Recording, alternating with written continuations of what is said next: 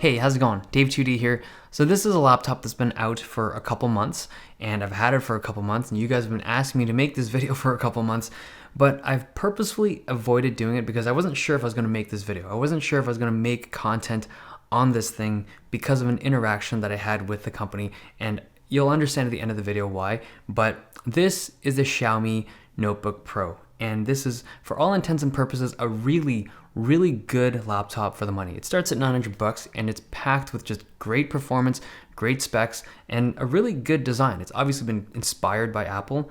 Inspired is a gentle word, but it looks a lot like Apple laptops. They've done a great job building this thing, and there's a lot to like about it. So I'm gonna kind of go through things I like about it, talk about a few things that I don't like about it, and then kind of go into the reasons why I kind of hesitated on making this video. Okay, first, the build quality in this thing is great. It's got aluminum everywhere, very minimal design. It has very little branding on the top and on the bottom. The only obvious branding you'll see on this entire laptop is right at the bottom of the screen, and it's just a very muted look to a very well-built laptop. Now, it comes preloaded with Chinese Windows 10, which you're gonna have to wipe and then install whatever language of Windows 10 you'd like. I used English, and well, the good thing is that the digital license is activated, so you don't have to purchase a separate license or anything. It's just, it works. Windows 10 Home ran perfectly fine on this laptop. I like the port selection on this thing. There's two USB-A's, an HDMI, two USB-C's, as well as an SD card slot. Now, there's only one USB-C that supports charging as well as high resolution display output, but it is a good selection of ports. It's pretty easy to get inside. It's a bunch of screws on the bottom, one of them being underneath one of the feet. And when you're inside, you can't replace the Wi-Fi card. It's a good one, the A265, but it looks like it's built on board. But you can replace the SSD, and there's room for a second SSD if you want. The keyboard is nice, it's easy to get used to. It actually reminds me a lot of the older generation MacBooks, like the 2015 and earlier MacBook Pros. It's got like a nice plush key travel, and the layout is really good. I mean, it's kind of weird that a Chinese company has one of the better English keyboard layouts, but they do a good job at it. And I also like the speakers. Now, they're positioned on the bottom, so they don't have the best location, but I mean, they sound good. It's just, you lose some of the audio clarity because it's sitting on the table and it just kind of deflects off of whatever surface you're using, but they do sound good. Now the screen, I have kind of mixed feelings about. It's a 1080p panel, not touchscreen, and it looks pretty sharp. The color gamut and accuracy are a little bit lower than expected. It just looks nicer than it actually is, but when you measure it with the spider, it comes out kind of mediocre. The battery life is really good though. So this thing's coming in at 7.5 hours of regular use with the screen at 250 nits. I've mentioned this in other videos with 15-inch Ultrabooks, but I really like laptops that have 15-inch screens that are using U processors. You just get better battery life, and for a lot of people, it's a good fit. This particular model is running 16 gigs of RAM and an i7 Kaby Lake R CPU, and for multi-core stuff in short bursts, this thing kicks ass.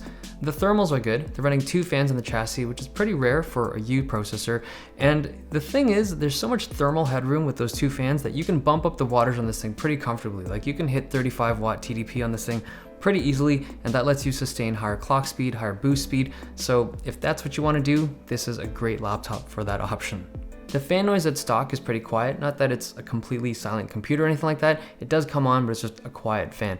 Now, this thing is paired with an MX150, which is one of the best budget GPUs out there. It'll give you reasonable gaming performance, and it's just better than the integrated chip from Intel, and it gives you a little kick when you're doing some 3D applications or video edits. I mean, it's not a beast for 3D stuff, but if you're looking to do some casual gaming or graphical work, it's a good option. Now, there's a couple things that I don't like about this laptop, but the truth is most of it is just nitpicky stuff. The first thing I don't like is when I mentioned the build quality, everything about it is good, except the bottom edge is super sharp. Like, it feels unfinished compared to the rest of the laptop, and it's actually a little bit uncomfortable to hold. And the other thing I don't love is the trackpad. So the actual tracking surface is good. It's very smooth. It's a great glass texture. It feels very similar to a Mac trackpad, but the button mechanism, I don't love it. It needs way more force to press down than almost any other laptop that I've tried. And I also don't like the fingerprint sensor location. It's just in the way of the actual tracking stuff. I've seen fingerprint sensors that have been on trackpads that have been fine, but this one kind of gets in the way when you're just using the trackpad.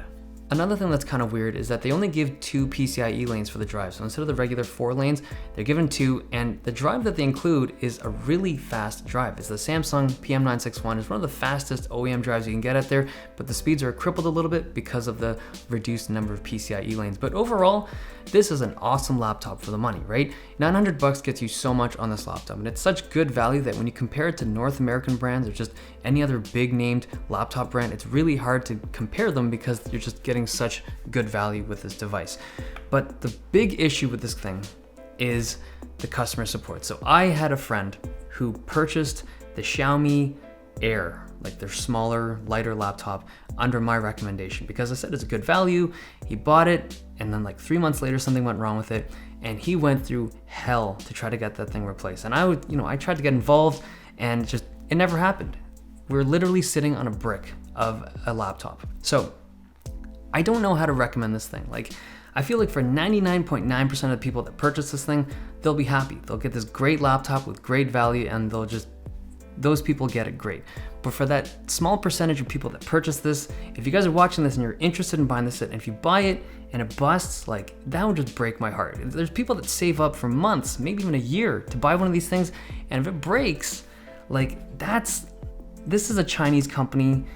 And if you're trying to get customer support with this thing, like, this is the bottom of the barrel when it comes to customer support. These guys are one of the most difficult companies I've had to interact with for repairs or replacement of a laptop. But you kind of expect it for the price of this thing, right? Okay, hope you guys enjoyed this video. Thumbs if you liked it, subs if you loved it. See you guys next time.